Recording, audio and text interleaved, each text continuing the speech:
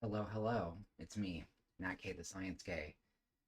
Behind me, as you might see, is a picture of the Library of Congress. I'm fond of using that as a background because this is about bibliography. It's about missing voices. The goal, from what I understand of this project, is to catalog the aspects of our work that are missing in the context of the perspectives and cultures and contexts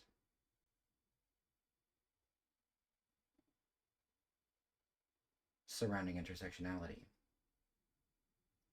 I could have written this out, I thought about it, and I'll probably write a summary of my feelings as well. But I thought that it made the most sense to do a recording, especially, well, after all the work I put in to make this big green screen, huh? I want to talk about the play Lee, which I truly thoroughly enjoyed because I just care so much about my friends and because I was so thankful and so honored to be invited to see something that was so personal and so meaningful and so joyful. I'm fond of talking about the fact that I'm a scout. And when we say that a scout is cheerful, we're talking about the fact that although things are not always good, in fact, these days often things might not be so good, we're still able to choose joy. We're still able to choose things that bring us joy. We're still able to find the light even though things are pretty dark right now. Let me change the scene real quick. There we go. So here we are, looking at the page for Lee. I'm particularly close with Christy Zhao and with Wei Lan. But before I get into those details, I'd like to talk about the play itself. Now, Lee is a play about the eponymous character Lee, who is from Inner Mongolia. Now, before I saw this play, I confess that I didn't fully understand the distinction between Inner Mongolia and what the map of countries traditionally refers to as Mongolia. I didn't really understand what a yurt was. I didn't really understand a lot of these things. To be honest, the only experience or information I had about Mongolia and that area is their nutritional and dietary requirements and their cultural relationships as they relate to that. That was only tangential training that I got as a medical student, and the only reason that I got it is because I decided to seek that out myself. Because I can't be the best doctor I can be until I fully understand all the potential kinds of patients that I might interact with.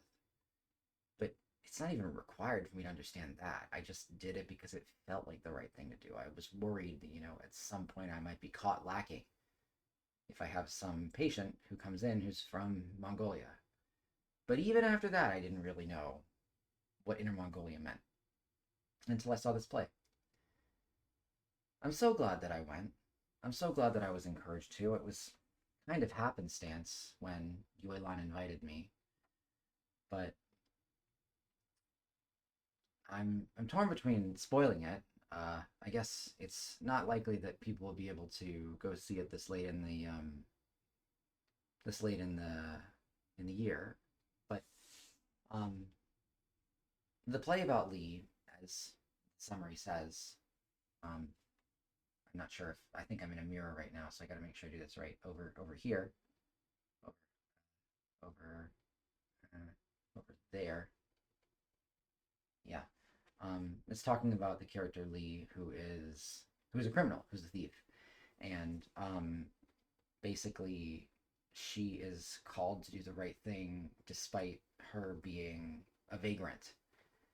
And it is really interesting as someone who, I mean, I am myself a vagrant. I am an orphan. I am an urchin.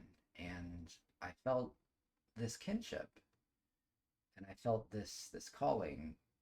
There's something primarily human about the idea that we are called to do the right thing, not because of compensation, not even because of the basest parts of Maslow's hierarchy of needs, but because our humanity draws us in a in an inexorable way to the responsibility that we have to other people. Lee is moved to be a source of psychological support to an elderly woman who's, and I am going to have some spoilers here, I think, whose son is perhaps also, possibly, probably also a criminal, and then turns out that he is likely killed by organized crime, an organized crime syndicate, um, falling in with the wrong people, and then it's turning out that he dies. And I mean, she feels guilty.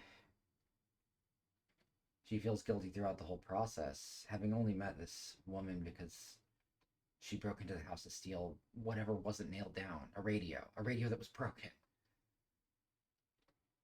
You know, it's ironic. I I too have some experience with fixing broken electronics, and I think it's fascinating that Lee puts all this effort into fixing this radio, and then having fixed the radio, goes back and gives it to this elderly woman. And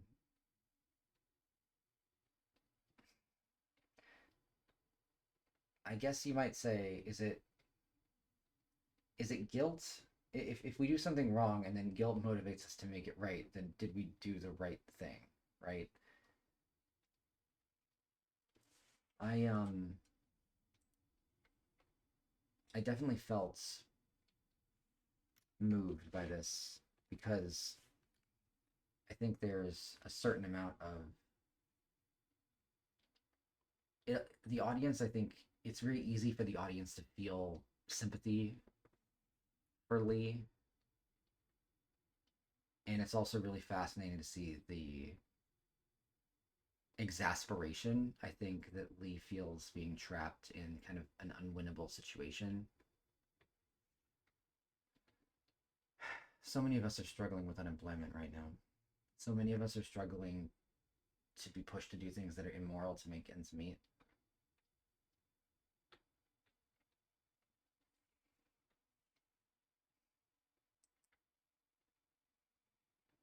I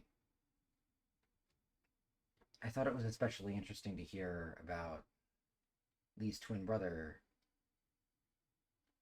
the successful professor in America, a genius, somebody brilliant, because the thing that's so horribly ironic is that was me. Of my family, I was the only one who made it.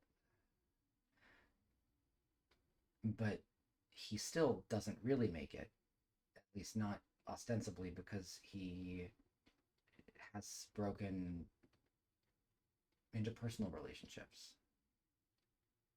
And then, and the time when you most need your interpersonal relationships, he discovers that he has brain cancer.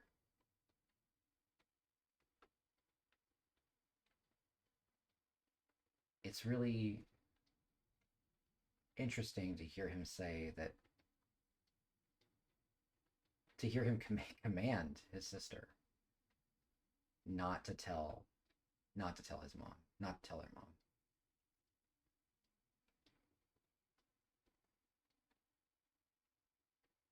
We've talked a little bit about this in my writing and medicine class. The idea that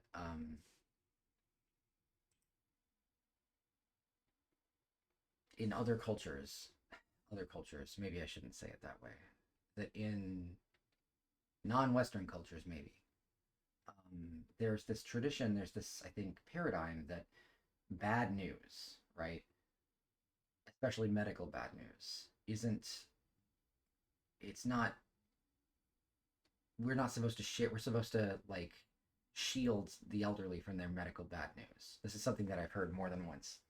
And it does kind of undermine my traditional, my Western teaching of patient autonomy, transparency in medicine. There are plenty of people who can't handle the truth, but we're supposed to operate on the premise that people are given their truth, people are given their medical findings, and then they make the decisions to do with them what they will. But we still have those conversations, and it does still happen that the family is given the information about somebody's cancer diagnosis, but the actual patient isn't. And this is different. This is different because the brother knows he's been given his diagnosis, and he tells Lee, "Don't tell mom. You can't tell mom." Gosh, I think he says it would kill her. And I think it's interesting because based on the way that the mother is portrayed, no, it wouldn't actually. The mother is in some ways the strongest character in the whole play. Strong in the sense that she's headstrong, strong in the sense that she's determined and single-minded, that she's assertive. Maybe she would feel differently. Maybe this would really undermine her psychologically if she found out that her star child was sick. And maybe that's the point. But back to me, I guess maybe it would because my my family used to feel that way, and then when they found out that I wasn't the son they wanted, they changed. So, I don't know. I'm not sure.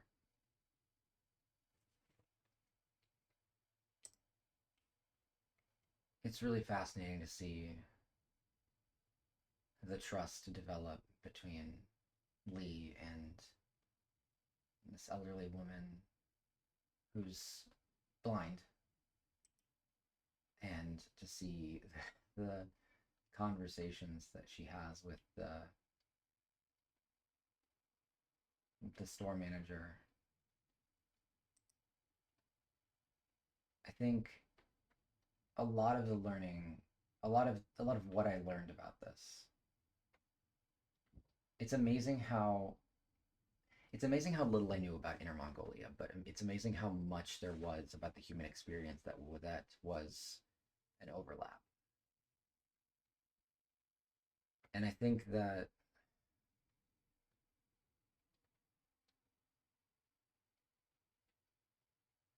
I know that there is an audience, there is a literary tension that develops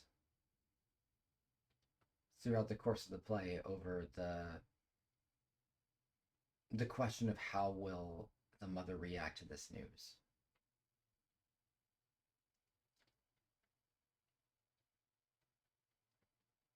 And I mean, from what I saw, at no point was it ever implied that the mother finds out, nor do we know if she does find out how she reacted.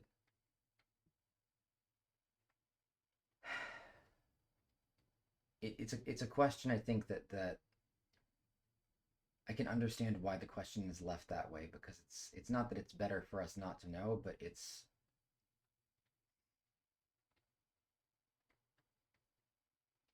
that wasn't the main conflict I think that mattered the most. What mattered the most was reconciling with the idea of being a golden child that's imperfect, a golden child that can't make friends, it doesn't make friends.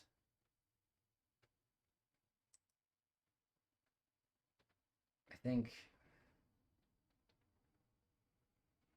hearing all that,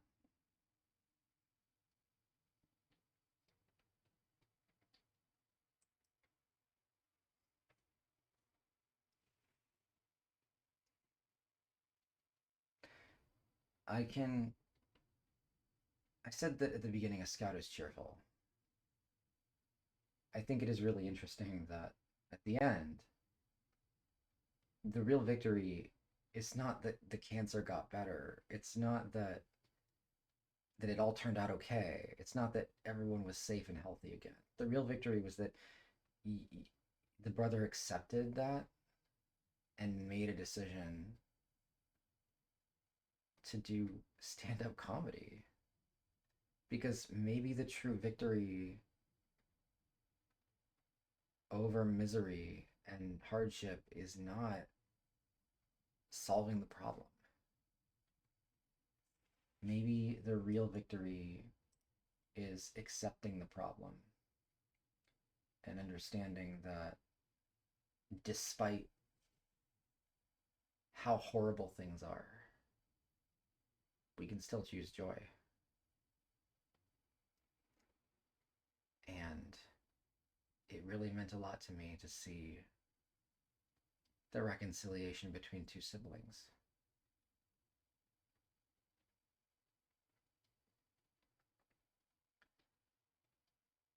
Everyone did such a great job. Yue Lan did a great job. Christy did a great job. All the actors did a great job. All the various editors and designers did a great job. Yue Lan's distinctive musical patterning and expressive approach was so beautifully and elegantly overlaid on everything. I I just feel so honored that these are my friends. I really do. And I may not have a family anymore, but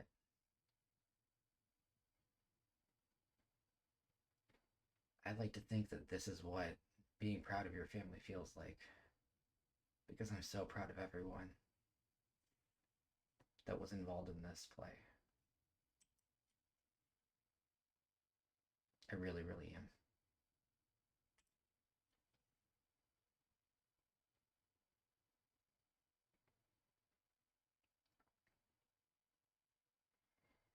If you ever get the chance, you should really go see the play.